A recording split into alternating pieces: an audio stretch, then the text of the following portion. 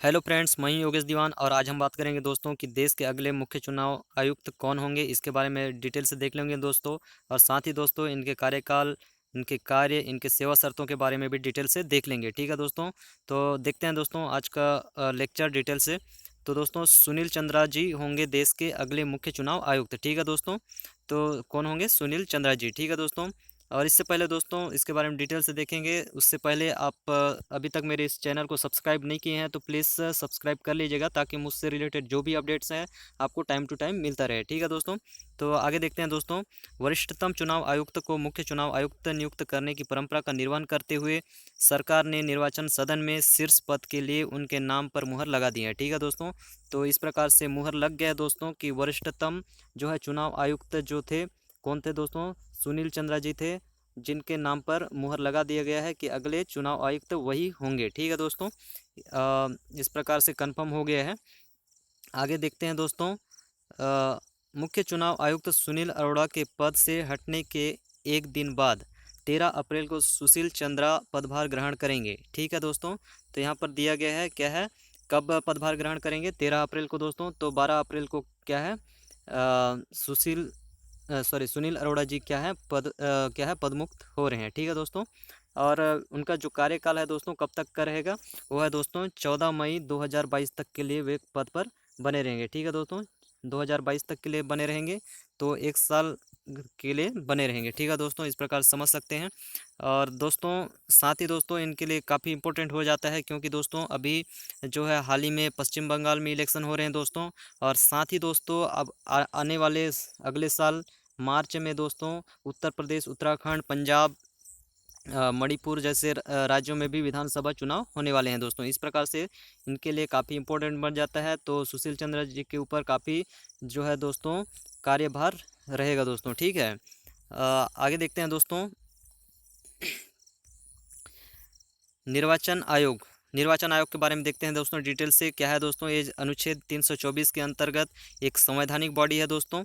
तो इसमें हम देखेंगे, इसमें क्या है दोस्तों, सदस्यों की संख्या कितनी होती है, इसके लिए देखते हैं दोस्तों। फर्स्ट, तो वर्तमान में है दोस्तों यहाँ पर क्या है, एक मुख्य चुनाव आयुक्त होते हैं दोस्तों, और साथ ही 2 चुनाव आयुक्त होते हैं। ठीक है दोस्तों, और जो है दोस्तों 3 सदस्यों की जो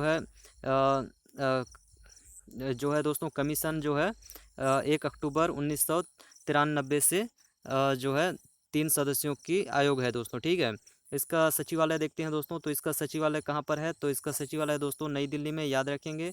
और दोस्तों कोई भी निर्णय है यहाँ पर बहुमत के आधार पर लिया जाता है, अर्थात दोस्तों 3 में से 2 सदस्यों की सहमति जरूरी है। ठीक है दोस्तों, और इनके कार्यकाल देखते हैं दोस्तों। इनका जो कार्यकाल है दोस्तों 6 वर्ष तक के लिए बने रहते हैं, या फिर दोस्तों 65 वर्ष की आयु उनका जब तक पूरा हो जाता है तब तक के लिए पद पर बने रहते हैं। ठीक है दोस्तों, और साथ ही दोस्तों इनके पद मुक्ति के लिए देखते हैं दोस्तों। तो उच्चतम न्यायालय के न्यायाधीशों के समान इनका दोस्तों क्या है, पद मुक्ति का जो भी प्रावधान है दोस्तों उच्चतम न्यायालय के न्यायाधीशों के आधार पर होता है दोस्तों। साथ ही मैं बता दूं आपका इनका वेतन वगैरह भी है, वेतन और सेवा शर्तें भी दोस्तों क्या है, उच्चतम न्यायालय के न्यायाधीशों के समान होता है। ठीक है दोस्तों, उच्चतम न्यायालय के न्यायाधीशों के समान होता है, याद रखेंगे, काफ़ी इंपॉर्टेंट है।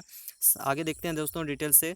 कार्य कार्य देखते हैं दोस्तों। कार्य जो है राष्ट्रपति एवं उपराष्ट्रपति पद के लिए तथा संसद एवं विधानमंडल के लिए स्वतंत्र एवं निष्पक्ष चुनाव करवाना होता है दोस्तों। ठीक है, तो याद रखेंगे दोस्तों किसके किसके लिए होता है, राष्ट्रपति, उपराष्ट्रपति, साथ ही संसद और विधानमंडल के लिए स्वतंत्र और निष्पक्ष चुनाव करवाना इनका जिम्मेदारी होता है। ठीक है दोस्तों, साथ ही आगे कार्य देखते हैं दोस्तों। संसद, विधानमंडल, राष्ट्रपति एवं उपराष्ट्रपति पद के निर्वाचन के लिए निर्वाचक नामावली अर्थात मतदाता सूची तैयार करना भी इनका जिम्मेदारी होता है। ठीक है दोस्तों, आगे देखते हैं दोस्तों। राजनीतिक दलों को मान्यता देना, ठीक है दोस्तों, चुनाव चिन्ह आवंटन करना इनका जिम्मेदारी होता है। साथ ही दोस्तों राजनीतिक दलों को राष्ट्रीय या क्षेत्रीय दल का दर्जा देना भी इन्हीं का ही काम होता है। ठीक है दोस्तों, तो राष्ट्रीय दल या फिर क्षेत्रीय दल दोस्तों उनके लिए कुछ प्रावधान है दोस्तों, उसी के आधार पर उनको राष्ट्रीय या क्षेत्रीय दल का जो है दर्जा दिया जाता है। ठीक है दोस्तों, आगे देखते हैं दोस्तों। चुनाव आचार संहिता भी लागू करने का काम इन्हीं का होता है दोस्तों। 72 घंटे के जब चुनाव जो है बचे रहते हैं तब इनको चुनाव आचार संहिता लागू करना होता है। ठीक है दोस्तों, आगे देखेंगे दोस्तों। जनप्रतिनिधित्व अधिनियम 1900, यहाँ पर दोस्तों 51 है, यहाँ पर गलती से 57 लिखा गया है। ठीक है, यहाँ पर 1951 है। ठीक है, जनप्रतिनिधित्व अधिनियम क्या है, 1951 है दोस्तों, ठीक है, के अनुसार निर्वाचन की सिफारिश चुनाव आयोग द्वारा की जाती है। ठीक है दोस्तों, इस सिफारिश के आधार पर राष्ट्रपति या राज्यपाल चुनाव के लिए अधिसूचना जारी करते हैं। ठीक है दोस्तों, याद रखेंगे अधिसूचना कौन जारी करता है, राष्ट्रपति या फिर राज्यपाल। कई बार दोस्तों कन्फ्यूजिंग पैदा हो जाता है कि इसका चुनाव आयुक्त करते हैं फिर राज्यपाल अधिसूचना जारी करते हैं, तो इसको याद रखें दोस्तों कि राष्ट्रपति या फिर राज्यपाल, केंद्र के लिए राष्ट्रपति और राज्य के लिए राज्यपाल चुनाव के लिए अधिसूचना जारी करते हैं। ठीक है दोस्तों, भारत में प्रथम आम चुनाव 1952 में हुआ था। ठीक है दोस्तों, याद रखेंगे क्या है, जनप्रतिनिधित्व अधिनियम 1951 के तहत 1952 में प्रथम आम चुनाव हुआ था। साथ ही दोस्तों लास्ट में देखेंगे, हमारा लास्ट पॉइंट है, भारत के प्रथम मुख्य निर्वाचन आयुक्त कौन थे, तो दोस्तों इसका राइट आंसर है सुकुमार सेन जी थे। ठीक है, सुकुमार सेन जी थे भारत के प्रथम मुख्य निर्वाचन आयुक्त। ठीक है दोस्तों, तो इस प्रकार से दोस्तों आज का हमारा लेक्चर यहीं तक का था। आई होप कि दोस्तों मेरा ये लेक्चर आपको पसंद आया होगा। अगर पसंद आया दोस्तों तो प्लीज़ सब्सक्राइब कीजिएगा मेरे इस चैनल को। साथ ही दोस्तों लाइक शेयर कमेंट करना ना भूलिएगा। आज के लिए इतना ही, फिर बाकी मिलेंगे नेक्स्ट लेक्चर में। आप सभी को मेरी तरफ से धन्यवाद। जय हिंद।